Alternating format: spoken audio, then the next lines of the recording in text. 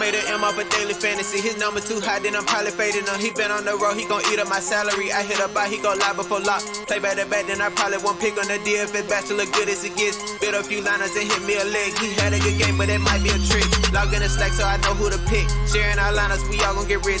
New to this game, you should come to the pad. You might want some cash and get a good laugh. DFS sports, we gon' run up a bag. He heard every game and it's making me mad. You buying your lineups, I think you a cheater. DFS bachelor, he the new leader. Yeah. What is up, everyone? Welcome back to The Bachelor Pad. I, of course, am your esteemed host, the DFS Bachelor. And, of course, when we are doing our final looks now, what an addition to the show it has been. We like to double our football knowledge and bring in our guy, Donnie Rightside. How you doing this morning, Donnie? Doing good, man. Another day, another dollar, another week, another dollar. Should be a fun slate out there on the card. If you liked pain last week with Sam Darnold and Denzel Mims, I got some more pain for you today. But hopefully this is a good pain, so looking forward to it. I think it is good pain. I think I know right where you're going, and I think there is a lot of good pain to be had this week. First things first, and a big cheers to you all. It's a coffee and Bailey's type of morning. Thank you all so much for your support, the kind words, sharing the show out with your friends, liking the video, which helps the show more than you know. All of that stuff is truly humbling every week. I kind of pinch myself. We're about 5 subscribers away from 14,000 subscribers, so I really appreciate that. If you had told me that 3 years ago when I started this, I'd have told you you're crazy. So thank you all so much. If you're new to the channel, welcome to the team. Please hit that subscribe button down below. Get us over that mark. I appreciate that. And just get all of our content, lots of stuff there. Be sure to check out that video description. There's a link there for Draft Dashboard where I have all my rankings, players, picks, lineup optimizer, articles, projections, projected ownerships, all of that good stuff here. You can try that for 30 days for $1. And be sure to check that link down below as well for Sportsbook Review. Donnie and I are live 4 times a week, including Sunday morning, 1 hour before kickoff, answering your questions, going over our best picks, plays, predictions, props. We've been on a nice little run over there as well, except for that damn under in that 40. I've never been more pissed off at my 49ers. I'm still mad. I'm not even sure I'm a fan of them. I'm so pissed at Kyle Shanahan. I've still not gotten over it. I'm really pissed about that. Of course, if you want more winning picks, plays, predictions, Donnie is on an absolute roll over at rightwager.com. You can go to his Twitter feed right there too. He gets all that stuff posted out. You can click the links, get over there, and check all of that out as well. And if you wish to be part of our $50 PayPal giveaway, sponsored by our friends at Tax Relief Advocates, all you have to do is like the video, subscribe to the channel, leave a comment in the comment section. We announce that winner during this show. And this week, our winner is, I was actually happy to see this, it's a longtime follower of the show, Ray Chillin. You are our winner this week, so hit me up, give me that PayPal info, and we will get that $50 sent to you. Congratulations. And finally, don't forget to check out my friends at overlaydfs.com as well. A different way to play DFS, matchup shop. You can parlay DFS plays. That's a lot of fun over there. Okay, I am done. Hey, that's a pretty quick house cleaning there. 3.5 minutes. I will take that. So let's just jump right into it. When we start at quarterbacks and we go over that 6,000 mark, what are you looking at this week, Donnie? Yeah, I mean, the usual suspects are always going to come up here. Patrick Mahomes, 8,100. But as you like to say, Kyle, and I completely agree with, when you pay for the top dollar quarterback, he better run away with the actual slate. Now, looking at last week, 5 touchdowns, 400 yards. That's about what you pay for 8,100. And he should have some open avenues. Now, last week, the one thing, Kyle, that we talked about together was the weather conditions really impacting in a lot of cities, specifically in the Midwest and the East Coast. That's not the case. I know you might be cold out there in Oregon this week, Kyle, but over here on the East Coast, we're sitting mid-70s, and that trend should continue on Sunday. So some good weather conditions you'll have there. Kyler Murray versus the Miami Dolphins. Just looking at the game overall, I do think Kyler Murray is going to play well, but as we get back to last week and look at the Miami Dolphins and how they perform, basically 3 touchdowns between special teams and defense, what are we going to get out of Tua Tagovailoa? Because the common theme that we always like to talk about is both teams have to participate if you want to have that upper end spectrum. And Kyler Murray, they're sitting in second place at 7,800. I don't technically agree with, but just below him, 7,600 on DraftKings, Russell Wilson should have a day versus the Buffalo Bills. Last couple years with the Bills, much better defense, but now it looks like they're more of a sieve than an actual brick wall. So I would pay up for the 7,600. Deshaun Watson going against Jacksonville. This should be a great spot for us here when we talk about upper echelon quarterbacks, Kyle. But the problem, again, Jake Luton on the opposite side. Even though Doug Marrone is telling us, hey, we're really going to open it up this week. If that was absolutely true, you would be getting a steal with Deshaun Watson at 7,100. But I have a tender feeling they're going to hand off a lot and try to protect the quarterback short throws. But again, if that offense is opened up for Jacksonville, that should help us out here. Lamar Jackson, one of those sneaky type picks because, yes, he's going up against a defense that is really efficient, specifically against the run. But when you put Lamar Jackson on turf, 9 straight victories for the Baltimore Ravens on turf, 9 straight victories on the road, they shouldn't have any problems performing in this game. And you're taking that, we'd like to say, that low floor that they have, and you really can't go too low. 65 yards on the ground and a touchdown for Lamar Jackson, 200 in the air and 2 more touchdowns. That's not really a difficult possibility, even though it is against the Indianapolis Colts. So I do like that play a little bit. But anything above that 6,000 range, we're dipping down. One to keep an eye on here. Matthew Stafford is out on the COVID watch list. He hasn't had any issues. He's cleared all the protocols so far. We're looking at him on Sunday morning getting cleared and paying $6,600 to go against a Minnesota defense that, yes, Kenny Golladay is going to be out. But you're talking about Minnesota that should be able to score points. Matthew Stafford in the second half should be a bonus-type quarterback. And when you're going against a defense with the secondary down already 3 legitimate players, which means you're leaning on backups and guys that are ranked, Kyle, down in the hundreds out of like 125 cornerbacks in the NFL, that's when they keep an eye out for. But a lot of good stuff to look forward to on that above 6,000 slated quarterback this week. Yeah, I completely agree. And I'm right there with you with Mahomes and Murray. I just don't think you need to go that high this week. Russell Wilson, again, no Carlos Hyde, no Chris Carson. So he's going to be throwing the football. And look, they're in Buffalo. Typically you say, oh, November, bad weather. That is not the case. It's going to be a beautiful day in Buffalo. So Russell Wilson's going to have, he's even trying to trademark now, let Russ cook. And I think that's going to happen this week at 7,600. I certainly like Russell Wilson. Deshaun Watson, you mentioned it. It's a great matchup. Jacksonville allows the 4th most fantasy points in the league to opposing quarterbacks. But again, how many points will Jacksonville put up the other way against a vulnerable Houston defense? So I think it's interesting at 7,100. I do have some interest in Josh Allen. I think people are down on him. It's been a rough stretch. I mean, he hasn't had a over 25-point fantasy game in 5 weeks. But Seattle allows the 2nd most fantasy points to quarterbacks. They are getting Jamal Adams back in the secondary for Seattle. But when you look at Josh Allen against that defense in a game where they're probably going to be playing from behind or it's going to be close, they're going to need a lot of Josh Allen, so I don't mind him at 7K. I love the Lamar Jackson play. Everyone's going to look at this and go, but the Colts are number 1 in the league against quarterbacks. It's tough. Lamar Jackson, no Mark Ingram there. There's been a lot of talk this week. He needs to be more efficient. Hollywood Brown complaining about his targets. On the turf in a dome, 6,900. I got him projected at about 4% ownership right now. The kind of ceiling that he has if he gets going in that game, I like Lamar Jackson a lot this week. I do like Justin Herbert as well against the Raiders. Raiders, a beatable secondary. Troymaine Pope, who they sort of put in last week and was taking over the ground game with Justin Jackson. He's been with a concussion, probably not going to play. They're going to have to throw the football. I like Justin Herbert at 6,800. And one more guy that I really like over 6K at home against the secondary that's banged up for the Denver Broncos. I do think you can go to Matt Ryan, even though Calvin Ridley's very iffy. Julio Jones not on the injury report. Matt Ryan at 6,400 against a beatable Denver secondary. No A.J. Boye is a big loss for that Denver secondary. So I think you could go to Matt Ryan as well. And I might even have a sprinkle of Kirk Cousins against Detroit. Detroit's a bad secondary. The problem is it's risky because you don't know if it's just going to be Dalvin Cook territory and he's going to score all the touchdowns and maybe you get that one passing touchdown. But, the Lions do give up the 4th most fantasy points to perimeter wide receivers. So it is something to keep an eye on. Jefferson and Thielen both have great matchups on the outside, which certainly favors Kirk Cousins. Looking under 6K, what do you like under here?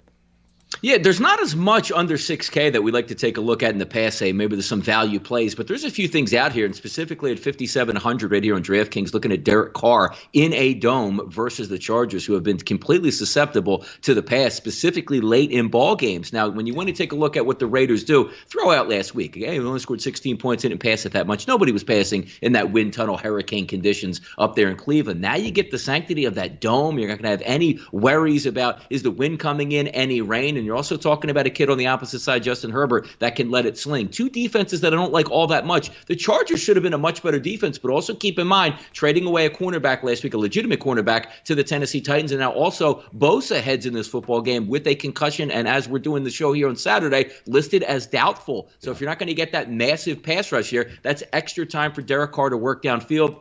Because the same way we didn't like Derek Carr last week in the Oakland Raiders offense, figuring they would keep it on the ground, the same reason why, the opposite of why I like him this week, Henry Ruggs is going to be able to get some deep shots here. You're also looking at Hunter Renfrow underneath, a really good tight end in Waller. And, of course, looking on the opposite side, Nelson Aguilar, who here in Philadelphia was basically a meme for all capes and purposes. He's actually been a decent wide receiver that has the ability to get open deep, so look for some play action there. Phillip Rivers is a complete non-play for me. It's not to say that he can't score, and Frank Reich is a wonderful coordinator and he could throw for 2 touchdown passes. He can, but what's his upside, Kyle, that what we're looking at this game? Because he is a stable quarterback, not mobile, getting out of the pocket, and we do know the Ravens do have the ability to get some pressure with that front seven. Also keep in mind, no T.Y. Hilton in this game, not so much from a production standpoint, but the way T.Y. Hilton is a legitimate wide receiver, you have to pay attention, has the ability to get open deep. Now that might condense some of that offense, so instead of getting that 5 plays for 60 yards and a touchdown, that might turn into 5 plays, 40 yards, and a field goal, as opposed to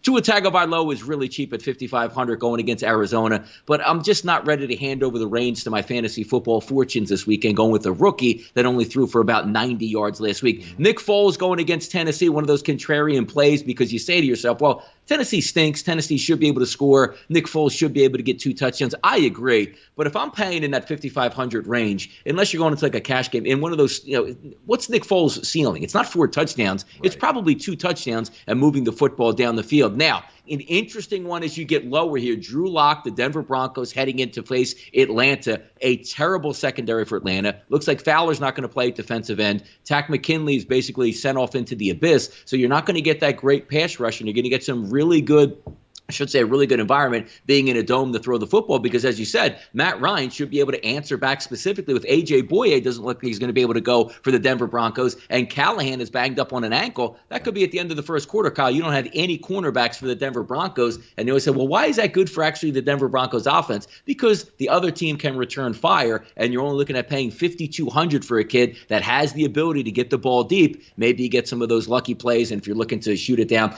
Jake Luton, $4,900, Kyle. I like pain, again, as I like to say, just not enough for that pain. And also one more quick one here as you slide it all the way down. The Dallas Cowboys have released that it looks like they're going to go Garrett Gilbert. If you want to pay in that $4,000 range for ultimate pain as a deep sleeper league, maybe it's worthy where you can really pay up for wide receiver and say, can he throw 2 touchdowns, 1 in the first half, 1 in the second half? Which, again, if you watch Ben DiNucci last week, that was the worst performance we've ever seen out of a quarterback. If you get competent quarterback play, they should be down double digits in the second half, and you might be able to take that deep flyer. If you like pain, Garrett Gilbert's your guy this week. Oh, God, that feels like so much pain, as a matter of fact. So much pain. I'm right there with you, Derek Carr. The Chargers allowing the 3rd most fantasy points to quarterbacks. That secondary hasn't been anything like they were last year. And you mentioned Joey Bosa, doubtful coming into this game. They trade away Desmond King. So Derek Carr, I think, in a game with points, a nice total, 51.5, 52 as you're seeing on the board. I think Derek Carr is certainly in play. I do have a little interest in Kyle Allen and maybe even Daniel Jones. That could be a sneaky scoring game. If you look at last year in his first game against Washington last year, he put up 38 DraftKings points in that game. I do think the Washington defense is pretty solid, so it's a risky type tournament play. But if you're looking for some upside and certainly some rushing upside, with Devontae Freeman out again, I do think Daniel Jones is interesting. The same with Kyle Allen. Now, they don't have a ton of weapons there, but it won't shock me if I see a couple deep balls land in Terry McLaurin's hands and he takes those to the house at 5,300. I think you could do worse at that price. And then you mentioned it, Drew Lock. And I expect this ownership to start going up. The Falcons give up the most fantasy points in the league to opposing quarterbacks. Sheffield and Oliver and Terrell are absolutely abysmal. You mentioned the injuries on the defensive side for Denver, so they should have to be throwing the football to stay in this game. Drew Lock at 5,200, I think, is a nice play. And I will say this, if for some reason Matthew Stafford does not get there, if he's just not ready, which all indications are that he's going to play, no practice all week, but he hasn't, as long as he tests negative today, I believe he'll fly in, late tonight or tomorrow morning and then play in that game. But if he doesn't, playing devil's advocate here, and he does not play, Chase Daniel's a capable guy, and he's at 4,000. And that Viking secondary allows the 5th most fantasy points to opposing quarterbacks. And I know no Kenny Golladay, and it's an uphill battle there. But just from, being a contrarian perspective, if for some reason Matthew Stafford isn't there, I'm going to be keeping a close eye on that. Chase Daniel at 4K, I might throw a couple lineups on. That's the bare minimum salary. So I got to take a look at that if Matthew Stafford does not play. So let's jump over to running backs. There's a lot of plays at running back, and we got a new guy taking over the most expensive spot after a huge week last week in Dalvin Cook. Looking over 6K, what do you like at running back?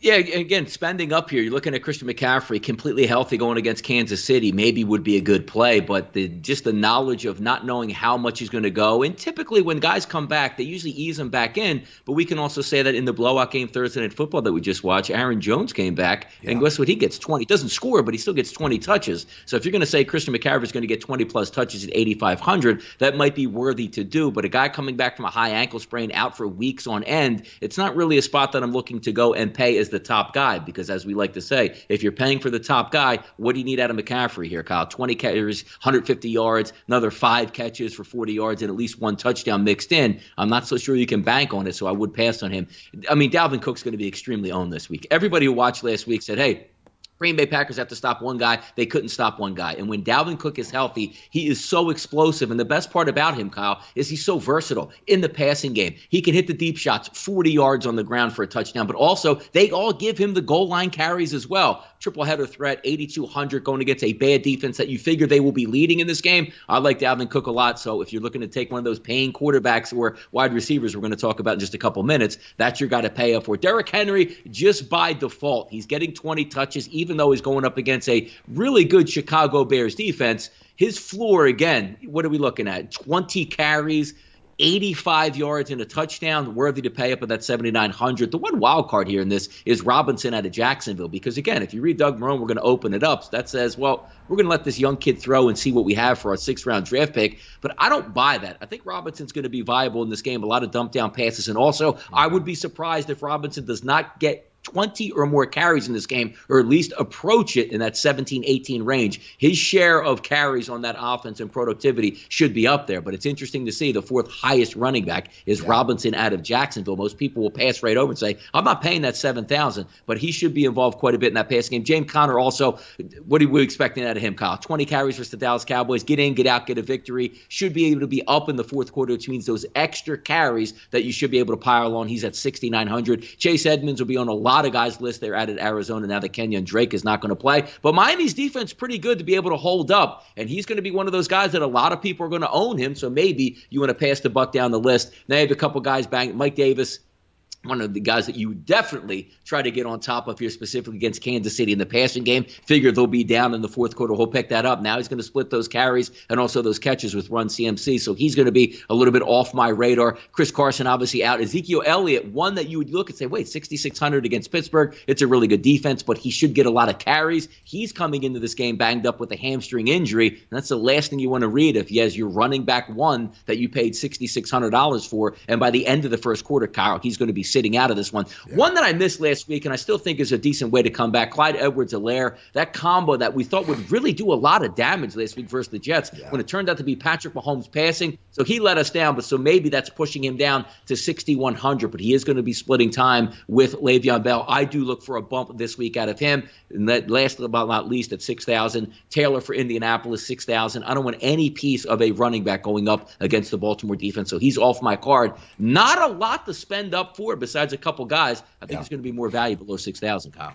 Yeah, I completely agree. It's a nice, you don't see it often where there's nice value at running back. It hasn't happened a ton this year, so I completely agree. Dalvin Cook, you got to love him. I mean, Detroit's 2nd most fantasy points allowed to opposing running backs. The problem is we got him projected at about 31%. Now, that's a high ownership in an 11-game slate, and a lot of people are going to say, where's the leverage? There's not a ton of leverage. It's all much cheaper. There's lots of different ways to differentiate your lineup. I have absolutely no issue with taking Dalvin Cook. What I like to do, if I like a player this much and I project him at 31%, and let's say I'm playing 20 lineups, I will go over. I'll play him in 60% of my lineups to differentiate from the field go over on the chalk to give myself even more opportunities. Dalvin Cook should have a monster week against Detroit. They just cannot stop the run. And I mean, look at his first game back from injury last week. 30 carries, 52 DraftKings points. He's going to be involved in the passing game. Should be a monster day for Dalvin Cook. I wouldn't worry about the chalk. I would just differentiate elsewhere. It's not that difficult to do in the NFL. The NFL DFS is probably the one sport where I don't worry about the chalk as much as I do, say, in the NBA or in Major League Baseball. James Robinson's a great point, and even if they are throwing the football more, he's been targeted 17 times over the last 3 weeks, absolutely effective in the passing game. Only put up an 11 against this team a couple of weeks ago. Big week in his last game, 22 carries, put up 35 DraftKings points. Houston allows the third most fantasy points in the league to opposing running backs. Another guy who you could really see them lean on, and you just kind of hope Dallas sort of keeps it a game, so they don't bring in the Benny Snells and the Jalen Samuels and the Anthony McFarlands. But James Conner should have plenty of opportunity here in a game where they're running away with it. He's at 6,900. Dallas allowing the sixth most fantasy points to opposing running backs. I can certainly go to James Conner. Chase Edmonds, you mentioned it. The one thing I like about him on DraftKings is he's going to be involved in the passing game. Unlike Kenyon Drake, he's been targeted 15 times over the last 3 weeks. Big 22 last week coming in for the injured Drake. 2 of his last 3 games, he has at least a 20. 3 of his last 4, at least 15. It's weird to pay that much for Chase Edmonds. We're talking about a guy who's been 4,500 or 5K all year. Now he's 6,800. Miami is 23rd against opposing running backs, so not great. They are better in the secondary than they are up front, so it's a guy I'm keeping an eye on. Another guy above 6K, I like Josh Jacobs quite a bit against the Chargers. Last year, put up a 19 against this team. Chargers are 12th against opposing running backs, but we talked about it. No Joey Bosa now. So that front 7 is depleting little by little. Seems like the Chargers are sort of throwing up the white flag. I think Josh Jacobs, 31 carries last week in the rain down in Cleveland. Always banged up. He's going to be on the injury report every week, but I think he's got some good upside against the Chargers. And then you mentioned it, Clyde Edwards-Helaire. Carolina, normally I love to attack the running back position against Carolina. They're 29th in the league against running backs. They play a soft zone defensively, so it's a sort of bend or not break defense. But you see it. We thought it was going to be a big week last week against the Jets. They were certainly ahead, and there was certainly no reason for them not to run. He only had 6 carries, targeted 3 times. So he's going to be very low owned. It is a good matchup. Maybe it's a bounce back week for him, but I would hesitate just a little now that Le'Veon Bell is getting more and more comfortable there. I don't think you see a massive workload for Clyde Edwards-Helaire. Going on, and you're right about Jonathan Taylor. Absolutely not. Completely pass. He's been banged up all week too. If you're going to play a Colts running back, we'll get to him in a moment. I'd play Nyheim Hines and just attack that passing game because they're going to have to throw the football in a game that I expect them to be trailing for most of the day. So going under 6K at running back, will we finally have some value this week? What do you like down here? Yeah, 2 shots in the $5,000 range. Which one is a little bit deeper of a shot that's about $5,000? But before we get to that one, 5,700 David Montgomery, Chicago Bears, I think is the best of the bunch, not because of how explosive he is, which he is not, but you're talking about a guy that's probably going to get a combined touches of 20 plus in this game versus Tennessee. If you expect Tennessee to counterpunch and be able to score on the Chicago Bears defense, that's good news both ways for Montgomery. And even if they're looking to keep it close, he's going to get it on the ground, even showing a propensity to catch some football. So $5,700 is a pretty good buy. And right below him, 5,600 here, David Johnson for the Houston Texans. If you expect him to be leading against a really porous defense, he's going to get some dump off and he should be able to get some goal line carries and not spending a lot for a team that you figure will be up in the fourth quarter. So you get the added bump of maybe running a few more times late to seal that deal. Another one I like, 5,200 here, even though he's going up against Seattle and you would look to see maybe Seattle to try to exploit that secondary from Seattle. Zach Moss now theoretically getting those running back 1 carries. Not a bad price at 5,200. Saw him score a few times last week versus New England. A much better defense to me than the Seattle Seahawks, so something to keep an eye on. 5,100 in that range for Le'Veon Bell. It's just a tough one until you see some things play out because Le'Veon had a pretty good start last week, but really let everybody down figuring that whole angle of he's going to get a goal line carry, he's going to score a touchdown. They want to showcase him. They didn't do that at all last week. It was just about their business and blew the Jets off the field. So down a little bit, but right at that 5,000 point mark here, Kyle. DJ Dallas for the Seattle Seahawks. Just by default, it looks like he's going to get carries. And again, the Buffalo defense has been struggling, and over under here, Kyle, of 55. So we're not talking about 37.5 7.5 in windy conditions where, hey, we know he's going to be running the football. Let's stack the deck against him. He should be able to get off a little bit in that instance. And then if you're taking a look at those Baltimore Ravens running backs that you saw last week, if you played them both in tandem, they both did very well. J.K. Dobbins and also Gus Edwards chiming in at 49 and 4,800 is a pretty decent price. But the one also sliding it down a little bit more, you want to try to focus on where maybe people don't understand who's actually going to get the carries, who's going to get the goal line carries, or who's in. The Miami Dolphins are so banged up at running back that now you're flipping the script all the way down, and you're talking about a rookie quarterback that, even though you don't have the depth now at the running back position, they're not going to just pivot and say, Kyle, well, let's throw it 55 times with Tua because we don't really have our lead backs here. Look for Jordan Howard, the Miami Dolphins running back that's really been in the background at $4,000. If they're on the 1 yard line, he's getting that football and he's going to score. I look for a decent day out of Howard just by default, and he will get those goal line carries. So I expect a touchdown. If I'm playing 4,000 here, I need to get at least 1 or 2 goal line carries. I think he'll get it there. Jordan Howard at $4,000. I'm interested in this weekend. Yeah, me too. I got him marked here. And again, without Myles Gaskin, it was supposed to be Matt Breida. Well, Matt Breida, true to form, is hurt and not going to play. And if you're a 49er fan and followed him at all, that is absolutely not uncommon. Matt Breida, he's barely played and he still can't stay healthy. So Jordan Howard should see a lot of work against an Arizona team who's allowed the 11th most fantasy points in the league to opposing running backs. I like the David Montgomery call a lot. 5 targets in each of the last 5 weeks. He's absolutely in play against a Tennessee defense that's allowing the 9th most fantasy points to opposing running backs.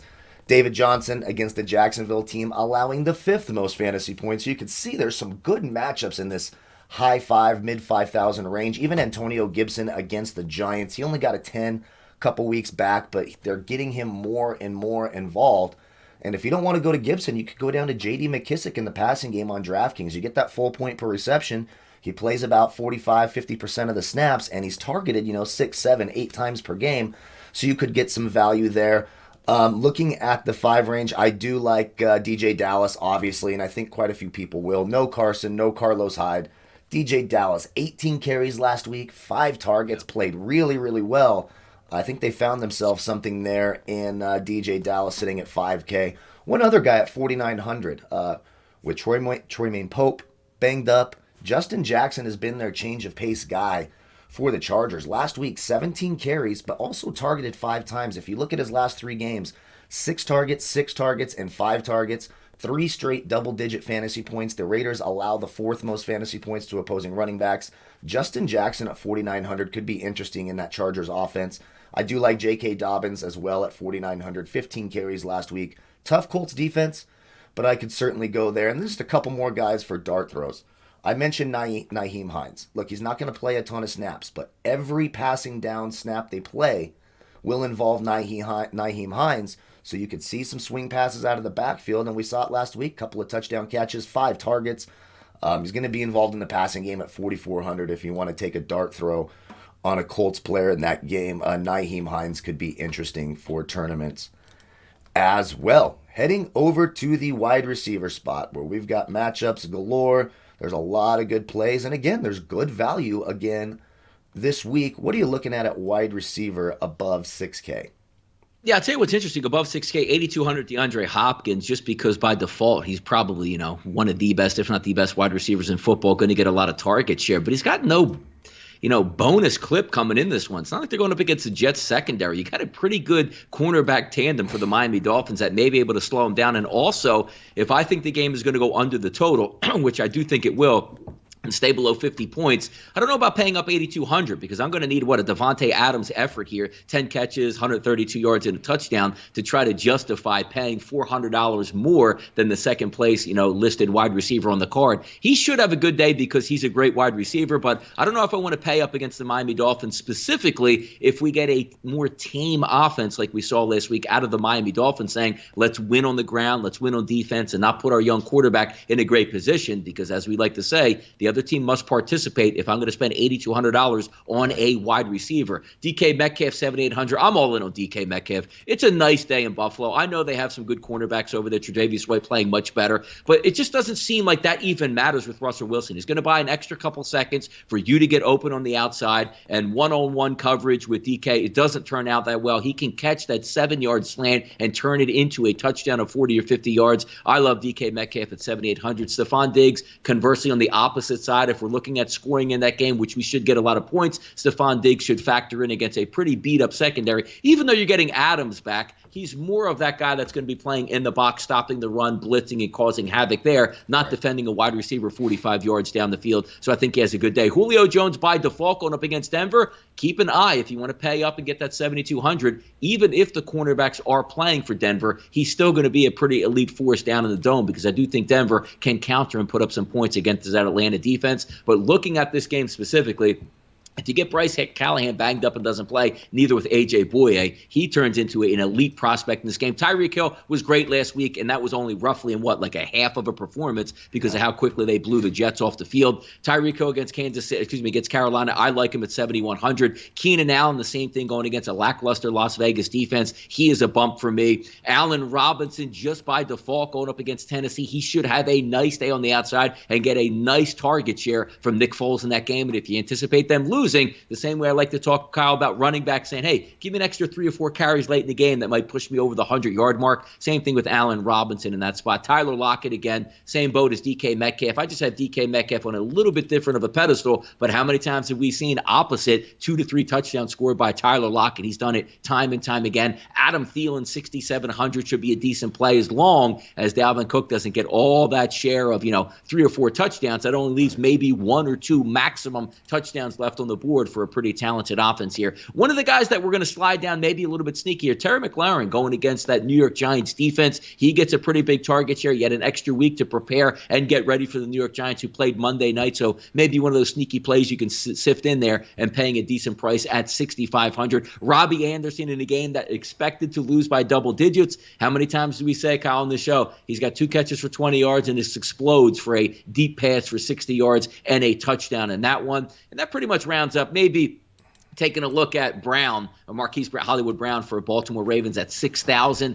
Because the Baltimore Ravens, to me, Kyle, are not built to play in weather conditions at home, even though that's the way they're successful and Lamar Jackson feast. But those wide receivers, they're small, they're really fast, and if you get them on turf, they can excel. Who says that they're not going to take a few deep shots to Brown here, or he can break a long one off a slant? He's a tricky pick at 6,000 because you're going up against Lamar Jackson, who struggled. But this is one of those games that even though they're going against an elite defense, they should do well on turf. Yeah, I 100%. There's so many good plays. Wow, just when you look through it, you're like, my God, there are so many ways you can go. And at the top, you mentioned DK Metcalf. And I think by this time next year, everyone will be saying DK Metcalf is the best wide receiver in football. He's got all the tools. He's got everything. But I think this is Tyler Lockett week. I'll take the $1,000 savings. I've been going back and forth each week. So far, I've been getting lucky and getting it right, which I like.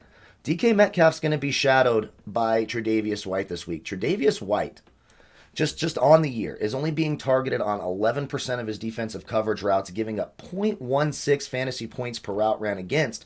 When you look at the other side of the field, in the slot and on the left side of the defense, where Tyler Lockett is going to play 74% of his snaps combined between the left and in the slot. He's going to see Teron Johnson and Levi Wallace. Teron Johnson and Levi Wallace are targeted a combined 47% of their defensive coverage routes, giving up 0.31 and 0.33 fantasy points per route ran against. So the weakness there is going to be Tyler Lockett on Johnson and Wallace. So I do like Tyler Lockett just a little bit better than DK Metcalf. I certainly have exposure to Metcalf. It's not like Metcalf can't go 80 yards in one play against anybody, but I think slight bump this week and salary savings to Tyler Lockett. Stephon Diggs, you mentioned it. The Seahawks allow the most fantasy points in the league to opposing wide receivers. I do like Stephon Diggs at home in a good weather game. Julio Jones as well. He's going to now see Michael Ojameda, and the guy replacing A.J. Bouye this week is a young man named Essang Bassi. Well, he's going to get torched over there by Julio Jones as well. Probably no Calvin Ridley. If he does play, he's going to be pretty limited. So I like Julio Jones quite a bit. You talked about Tyreek Hill. Slight interest there. I worry about the big play upside because of the way Carolina plays that cover 3 zone type bend don't break defense, so it could be a little bit more difficult for him to get down the field. But then again, it's Patrick Mahomes and it's Tyreek Hill, so anything's possible. There, you mentioned Keenan Allen, a nice plus matchup in the slot against LaMarcus Joyner. 7K DraftKings, 7.5 Fanduel, 24 targets over the last 3 weeks. A game where we expect a lot of points. I like Keenan Allen quite a bit as well. And then Allen Robinson. I mean, look, Tennessee cannot cover anybody. And we saw it last week with the Cincinnati Bengals. He's sitting there at 6,900. He's got a great shot at double-digit targets. Tennessee does not pressure the quarterback very well, so there should be plenty of time for Nick Foles to throw the football. I like Allen Robinson quite a bit. I mentioned Tyler Lockett and why I like him so much. I think this is a big week for him. Will Fuller. I like Will Fuller. I think he's got some upside. I put up a 16 a few weeks ago. The question is, are they going to need those big plays? Are they going to be trying to force the ball to their best receiver playing against a 6th-round rookie quarterback in Jake Luton? So there is some risk there. Adam Thielen and Justin Jefferson, I like them both from Minnesota. Like you said, the real question is, will Dalvin Cook get all the touchdowns? Will they actually get enough in the red zone to have that big upside? Detroit does give up the 4th most fantasy points in the league to opposing perimeter wide receivers. So I do like them both. If I'm going to play one of them, I'll probably take the salary savings for Justin Jefferson just because I think they both have similar ceilings and similar floors. One guy I really like, and there is some risk because this game could be a blowout, but anytime I'm looking at a good wide receiver against Dallas in the slot, Jordan Lewis might be the worst defensive back in the entire National Football League. Juju Smith-Schuster at 6,200. Dallas giving up the 3rd most fantasy points to wide receivers, the most fantasy points to slot wide receivers. Juju Smith-Schuster makes his living in the slot, lining up there 82% of the time. Could be a long day for Jordan Lewis, giving up over a half a point per route ran against. So I do like Juju Smith-Schuster quite a bit. And that's about it for me over 6K. Basically, everybody's in a good spot. It feels like above 6K, but I do think there's some leverage plays in that 6K range. Looking under 6K at all this value, what do you like this week?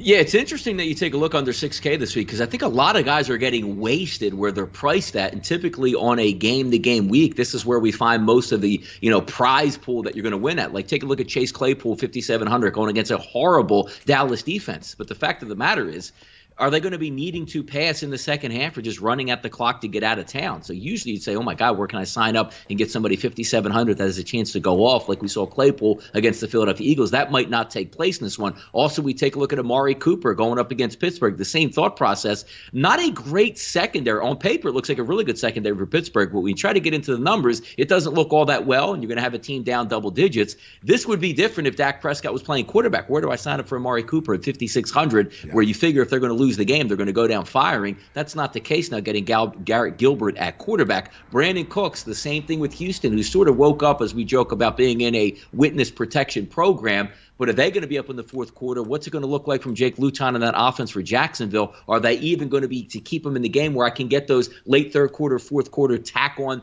3 catches for 40 yards? I don't know if that's going to be the case. And as we slide it down, Devontae Parker going up against Miami. If Fitzpatrick is playing in this game, that's a wonderful pick because you figure the up-tempo-ness of the offense can continue with Miami as opposed to getting a rookie quarterback on the road in his second start. 5,200 normally would be a bargain.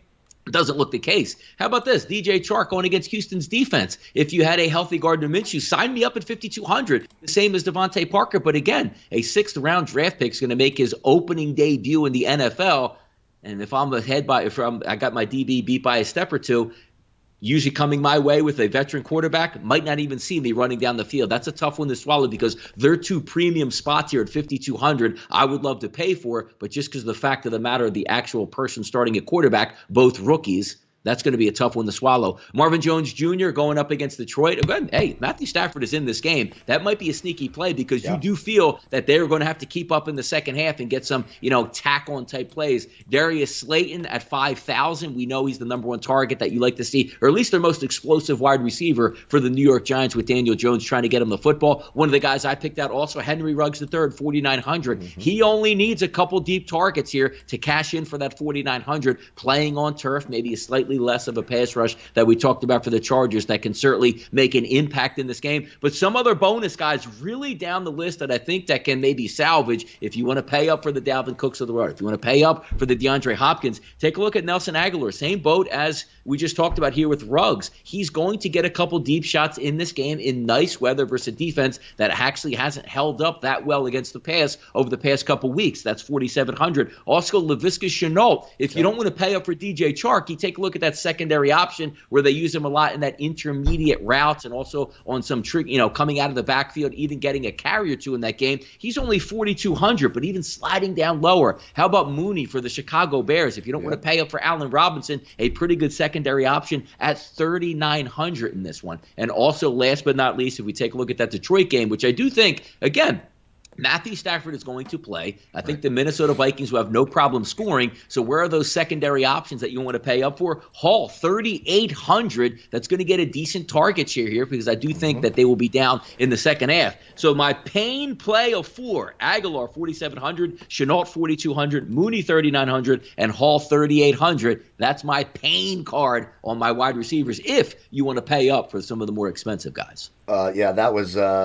nicely done, and a lot of the players you just talked about I have strong consideration for. Even a guy like Deontay Johnson, I guess I sort of do at 5K, but just looking up here, even Cole Beasley in the slot against Seattle. Again, Seattle struggles defensively in the secondary. I know Jamal Adams is back. They're going to be worried a lot about Stephon Diggs. Cole Beasley is going to see DJ Reed in the slot this week with all the injuries still to the corner position. Shaq Griffin and Quentin Dunbar are very banged up. Cole Beasley's on a huge pace this year, something like 80 catches, over 1,000 yards. We've seen the big upside, so I do have a little interest in Cole Beasley, but there's so many plays down the list here. You mentioned Marvin Jones at 5,100, assuming Matthew Stafford plays. Minnesota allowing the second most fantasy points in the league to opposing wide receivers. I like all 3 Detroit wide receivers for value. Danny Amendola is down there at 3,700. Yep. I mean, we're talking guys, Jeff Gladney, Harrison Hand, Chris Boyd's going to get some action on the outside. An absolutely terrible Minnesota secondary. The Detroit passing game without Kenny Golladay opens up a lot of value this week. Mike Williams against the Raiders. We know the red zone upside there. If he gets a couple of touchdowns, look at his last 3 weeks. This is the story of Mike Williams. A 31 on 8 targets 3 weeks ago. Then a 1 on 3 targets, and then a 21 on 8 targets. So it's a boom or bust type play, but if he gets rolling and they get the ball to him in the red zone, some deep shots from Herbert, who throws a beautiful deep ball, I do think Mike Williams is sort of interesting. You mentioned Slayton. I do like him, and I also like Sterling Shepard at 48. Put up a 20 and a 17 last year against this team in his 2 games back from injury this year. 18 targets, an 18 and a 15. A little bit of a tougher matchup when you look at it. He's going to see some Ronald Darby, who doesn't concern me all that much. Some Jimmy Moreland in the slot, giving up 0.29 and 0.30 fantasy points per route ran against. I do like Sterling Shepard. You mentioned Henry Ruggs at 4,900. I think there's some big play upside this week. The Chargers are 11th against opposing wide receivers, but he's probably going to see some Casey Hayward coverage. He doesn't shadow, however. So when he gets to the other side and sees Michael Davis, I do think there's some upside there for a Henry Ruggs. One of my favorite plays of the week, sitting here at 4,700 against that Atlanta secondary. Jerry Jeudy looks like he is emerging as that number 1 wideout that Drew Lock likes. We mentioned the matchup: Isaiah Oliver, Kendall Sheffield, A.J. Terrell. All of them get torched.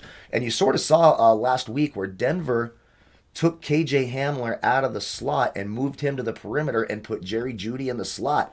That really opened up things for Jerry Jeudy. I like as a salary-saving stack this week.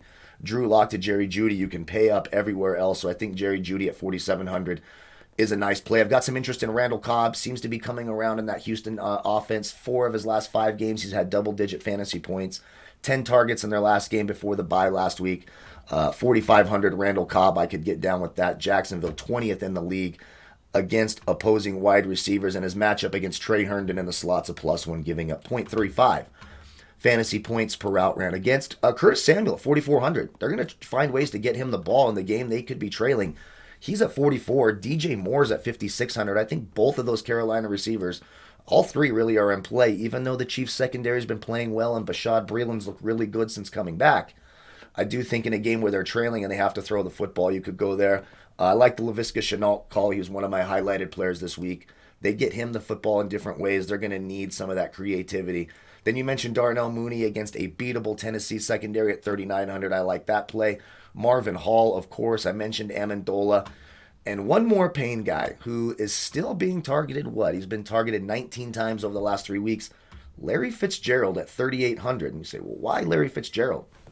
When you look at Miami, two terrific perimeter corners in Byron Jones and Xavier Howard. They're going to be matched up against Christian Kirk and DeAndre Hopkins. But then when you look in the slot, you've got Nick Needham, who is targeted on 21% of his defensive coverage snaps, gives up nearly 0.4 fantasy points per route ran against. So if they're struggling to get the football on the outside against those corners to Hopkins and Kirk, a guy like Larry Fitzgerald could be sneaky, especially in the red zone. And I think that is it for me this week at wide receiver. Always our longest segment, but there's just a lot to get to and a lot of value. So if we jump over to the tight end position as we round out the show shortly, what do you like at tight end this week? We'll just go through the whole position. This is amazing to see 7,200 as the top tight end in this spot, well more than the second place guy. But it's also, you get what you pay for, as they like to say in the real estate market. He's going to score. Like, if Travis Kelce doesn't score, it's like more shocking than if he doesn't. I mean, it's amazing the productivity that he gets. And even in a game where you're favored by double digits, you do want Carolina to continue to try to at least fight back, because what happened last week if you had the Jets with that awful defense, but they were able to counter a couple touchdowns, that might have got ugly in the fourth quarter and tacked on even more for Kelce. But again, I'm not paying the 7,200 for a tight end. There's way better spots that I can spend my money and try to advance my running back or my wide receivers. But he's going to score. So if you had money left over and you went with the Payne plan at wide receiver, well, hey, maybe you can afford a Travis Kelce in this instance. Waller's going to be a great play at 5,800. I think he's going to be heavily involved going against the Chargers. Again, good weather conditions, not a factor last week because they weren't into the passing game. He should be able to open up. And again, when you have a fast, athletic kid on turf, that really maximizes that position where he can certainly influence and get down the field. TJ Hawkinson will be a good route runner as well in this week. Somebody's got to get the, I would say, pass share if we're going up against Minnesota, because they should be down in the fourth quarter and you should be able to score. I would be surprised if Hawkinson doesn't score. But actually, one of my favorite plays on the card, Noah Fant, the tight end for the Denver Broncos, going up against Atlanta. You're getting a fair price at 4,600 in a game where we think there's going to be points. He should get a target share, and I would be shocked if he doesn't get at least a couple red zone targets and a chance to score a legitimate touchdown. Sliding it down, Eric Ebron should be able to do whatever he wants against the Dallas Cowboys defense, just like anybody else. But again, is he going to be able to get that target share in the fourth quarter when they might just be running the game out, or it's apparent at the half that Dallas really can't mount an effort, even though Pittsburgh's only up 10 points? You're not going to get that fair shot, but it's okay at 4,500 because you'll probably get a decent first half. But if I'm paying for a more upside position, I want to have a chance for full four quarters in that spot. Gesicki's a decent play, but I loved Gesicki with Fitzpatrick because he would just throw it up to him at any time if it was one-on-one coverage. 6'5", 6'6" tight end going up and make plays, but now he gets that rookie. And the guy that continues to intrigue me because his ceiling is so high, Evan Ingram, 4,300 going up against the Washington defense, which is pretty good, but if you have a good pass rush, where do you like to dump that football off? Just a matter of Stonehands is able to catch up. There's some flyers that you might want to take, the Hunter Henrys of the world, the Hayden Hurst of the world, a little bit lower at 4,100 and 4,000. Jonnu Smith, even though they're going up against a pretty good defense in Chicago, he'll get his fair target share down low. But below that, the Trey Burtons of the world, the Mo Alley Cox is a little bit banged up going up against that Baltimore defense. Usually I'd be in on those because they're sneakier plays, but I sort of left those guys off the card. Then there's just a mixed menagerie of that 3,300 that you might want to take a shot on. But I think those value plays coming in that 5,000 to 4,000 range specifically, as I said, looking at Noah Fant, I think he's a sneaky option. And a lot of people don't look, hey, Noah Fant, who's that? He'll be a decent play this week for the Denver Broncos. Yeah, Noah Fant is probably my favorite tight end this week. Guess what? The Atlanta Falcons allow the most fantasy points to opposing tight ends as well. And look, 16 targets the first 2 weeks coming back. He is right now Drew Lock's favorite target. I know Judy's starting to come around, but Noah Fant's the guy he looks to, and Atlanta has been absolutely dreadful against tight ends, so I certainly like that. Travis Kelce, listen, he's not going to be high owned because a lot of people don't pay up for tight ends. And I will say this, again, Carolina plays that cover 3 zone. The middle of the field is open. Who does that benefit most on the Chiefs' offense than Travis Kelce? I like Travis Kelce quite a bit. If you can fit him in your lineup, I think it's a nice contrarian play. Darren Waller, you mentioned it, every week. Double-digit targets every week. Double-digit fantasy points every week. I like Darren Waller quite a bit. TJ Hawkinson, no Kenny Golladay, assuming Stafford is there. Been on an absolute tear. 4 straight double-digit fantasy points. Minnesota 19th against opposing tight ends. I could certainly go there. Mark Andrews is cheap. It's probably the cheapest we're going to get him, and he hasn't had big games. The Colts are the number one team against tight ends. But when Baltimore gets in the red zone, you know the first thing they do if Lamar Jackson's throwing the football, he looks for Mark Andrews, so I have some interest there. Talked about Noah Fant. You're right about Eric Ebron. Dallas allows the 10th most fantasy points to opposing tight ends. Eric Ebron's a red zone target. It's kind of a boomer bust guy. 3 double-digit fantasy points in the last 5 weeks. He also has a 3 and an 8, so there is that low floor type thing, wide range of outcomes that you worry about there with Eric Ebron. And Evan Ingram, you're absolutely right. Last year wasn't great against Washington, a 9 and a 5 earlier this year. But look, the guy's 19 targets over the last 2 weeks. Washington allows the 7th most fantasy points to opposing tight ends, and he's got that huge ceiling, you're right. So I do have interest in Evan Ingram. The Hayden Hurst and the Hunter Henrys. Look, Hayden Hurst, 3 straight double-digit fantasy points. He's been targeted 18 times in those 3 games. A limited Calvin Ridley, he becomes a de facto number 2 target behind Julio Jones. Russell Gage really hasn't done anything since early in the season. So I do like that. And then you mentioned Jonnu Smith. Disappointing past couple of weeks, no doubt about it. Chicago actually is only 22nd in the league defending tight ends. So I do have some interest in Jonnu Smith as well. And then, some flyers. Irv Smith from Minnesota at 2,900. Didn't do anything last week, but remember that weather was really tough to throw in. That was the Dalvin Cook show. So I do have a little bit of interest there. And I think that's about it for me at tight end. And then rounding out the show and letting you guys enjoy your Saturday, let's look at the defenses real quick. What do you like at defense this week? It's Steelers obviously at 4,900 on Draftkings here. I could laugh at it because if somebody would have told me this week that Ben DiNucci was going to get another start for Dallas, Kyle, I would have paid close to $10,000 for the Steelers defense. But we'll see how that factors out. They should have the lead. There should be multiple sacks in that game. There should be turnovers for the Steelers. So if you want to pay up for a defense and save some money elsewhere, that should be a pretty legitimate shot. But when you try to slide down to try to find where the value is at, I do think the Washington football team does have some pretty good value at 3,400 because that front seven coming off a bye, they'll be able to get to Daniel Jones. And even if the Giants do put up a few points here, what's one thing that we do know? He's going to put the ball in the carpet, or he's going to throw some interceptions. So if he can mix in 3 or 4 sacks with a bad offensive line for the New York Giants and get 2 turnovers on top of it, that should pay for itself there at about 3,400. Some interesting ones, the Colts. If you feel that Lamar Jackson's not going to be an effective passer, that's an interesting one to look at because you talk about maybe getting a strip sack, fumble, or interceptions, which you saw a plethora of last week out of Lamar Jackson. But again, it's a different type of defense. The Steelers are really pressure and blitzing. That's not really what, Indianapolis does. More organic. We're going to mush rush you. We're going to let you get, throw short. So it's an interesting combo play because if you do get bad Lamar Jackson in this game, you can get 3 or 4 sacks off him and 3 or 4 turnovers. Sliding it all the way down to try to say, hey, you know what? I want to find some value in some of these long shots. You know what's interesting? Even though I take a look in that 3,100 range, you would never think of the Texans. Right. But anytime, the Ben DiNucci effect, I want to call it, a 7th rounder that's making his first start. Luton is a 6th rounder making his first start. We don't technically know how that's going to go or how the young kid's going to perform. So don't be surprised if the Texans get a few sacks and a few turnovers out of a young kid. But if you're just looking at the bottom of the basement type stuff, maybe the Vikings at 2,400, where you wake up Sunday morning and Matthew Stafford didn't clear protocol, and now you might get a little bit of a bonus bump from the 2,400. But you're just looking for maybe an interception or return out of these guys. Not much to look at on that deep lower end, or maybe even the Cowboys at $2,000. Hoping for a strip sack, fumble, touchdown that might pay for itself. That's a really low number, $2,000 for a NFL team. It is. I know a lot of people that instantly when they make their lineups, they take the cheapest defense and just Correct. hope for a prayer. There's a lot of people that do it, and even look at the Cowboys defense last week, put up a 13. So it is something to consider. Obviously, the Steelers. I mean, the Steelers legitimately have 30-point defensive upside this week against Garrett Gilbert. They could force turnovers, pick 6, strip sacks. Of course, you like Pittsburgh if you can afford it. I like the Baltimore Ravens at 3,500. What happens when Phillip Rivers is pressured?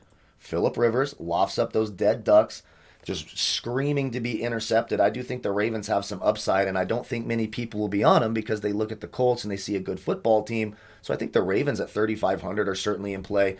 You mentioned Washington. Anytime you're going against Daniel Jones, you have the opportunity for turnovers. 3,400 for Washington. I could get down with that. I'm glad you mentioned the Texans because I'm on them too. Put up an 11. 3 weeks ago when they played Jacksonville, sitting there at 3,100. I do like a little bit of the Texans defense. At 2,900, I like the Cardinals defense against the Dolphins. You've got a rookie quarterback who wasn't all world. It wasn't like he was spraying the ball all over the place last week. You're down your top 2 running backs, down to Jordan Howard. You've got Patrick Peterson shadowing Devontae Parker, their best wideout. So things could get really tough and really limited for Tua Tagovailoa this week. The Cardinals could be an interesting defense at 2,900. Against the Dolphins. I've got the Giants. I think that defense has been playing better against Kyle Allen and, one wide receiver. I do think the Giants are a little bit in play. And even though they're a bad defense, what has Kirk Cousins done this year? Turn the football over. So we're mentioning, these lower end defenses that might have a shot at a big play. Maybe Detroit. I don't have a ton of them, but at 2,300, I'm willing to take a shot there as well. So that is our video. That covers everything. Again, a big thank you to you all for watching. Congratulations again to our winner, Ray Chillin. Don't forget to check out the video description. My whole player pool, the optimizers, everything is there in Draft Dashboard. 30 days for $1. The link to SBR, Sunday morning, Sunday afternoon, depending on your coast. Donnie and I will be back 1 hour before kickoff going over our picks, plays, props. You can ask DFS questions. We try to get to everything we can in that final hour. It's a quick hour. It goes by really, really fast. So come join us over there as well. Don't forget to like the video, subscribe to the channel, leave a comment in the comment section. May the fantasy gods be with you all. Oh, and one more thing. Check out Donnie over at rightwager.com as well for more picks, winners, team totals. Probably's got some interesting team totals for you this week. If I know. Donnie, seriously, you all, thank you all so much. Have a great weekend, and we will see you Sunday over at Sportsbook Review. Goodbye, folks.